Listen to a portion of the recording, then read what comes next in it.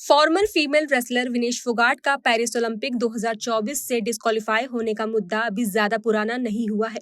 Disqualification के बाद उन्हें कोई मेडल नहीं दिया गया था और भावुक होकर विनेश फोगाट ने कुश्ती के खेल से संन्यास लेने का ऐलान कर दिया था, जिसकी वजह से पूरा देश सन्न रह गया था। और फिर जब विनेश फोगाट भारत लौटी तब उन्होंने हरियाणा विधानसभा चुनाव से ठीक पहले कांग्रेस ज्वाइन कर ली थी। तो वहीं अब देश को ओलंपिक में ब्रॉन्ज मेडल जिताने वाले दिग्गज पहलवान ने विनेश फोगाट पर निशाना साधा है और ये पहलवान कोई और नहीं बल्कि योगेश्वर दत्त है। योगेश्वर दत्त ने कहा कि विनेश फोगाट को देश से माफी मांगनी चाहिए। उन्होंने कहा कि ओलंपिक में डिस्क्वालीफाई होने पर विनेश फोगाट को माफी मांगनी चाहिए कि उनसे गलती हुई है, मेडल का भारी नुकसान हुआ है। योगेश्वर दत्त ने एक मीडिया चैनल को दिए इंटरव्यू में तीखी प्रतिक्रिया देते हुए कहा कि यह विनेश का व्यक्तिगत फैसला है कि वो राजनीति में आना चाहती है या नहीं, लेकिन देश को सच का पता होना चाहिए।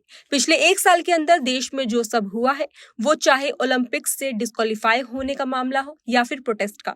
जब नए संसदीय भवन का उद्घाटन होने वाला था तब देश की छवि को दुनिया में गलत तरीके से पेश करने की कोशिश हुई। वहीं साजिश के सवाल पर योगेश्वर दत्त ने कहा कि प्रधानमंत्री पर आरोप लगाया गया, पूरे देश में गलत माहौल बनाया गया, ये परसेप्शन बनाया गया कि विनेश फोगाट के साथ गलत हुआ। इसी तरह पहलवानों के आंदोलन में भी गलत तरीके से लोगों को इकट्ठा किया गया। योगेश्वर दत्त ने आगे कहा कि विनेश फोगाट की जगह अगर मैं होता तो पूरे देश से माफी मांगता। साथ ही उन्होंने कहा कि नई संसद भवन में उद्घाटन के समय भी देश की छवि को खराब किया गया। आपको बता दें कि विनेश फोगाट ने पेरिस ओलंपिक में मेडल न मिलने के बाद संन्यास लेने का ऐलान किया था। अब वो राजनीतिक मैदान में उतर चुकी हैं। हाल ही में विनेश फोगाट कांग्रेस पार्टी में शामिल हुई थी और अब वो हरियाणा विधानसभा में कांग्रेस की तरफ से जुलाना सीट से उम्मीदवार है। इसके साथ ही वो बीजेपी के खिलाफ लगातार जुबानी हमले भी कर रही हैं।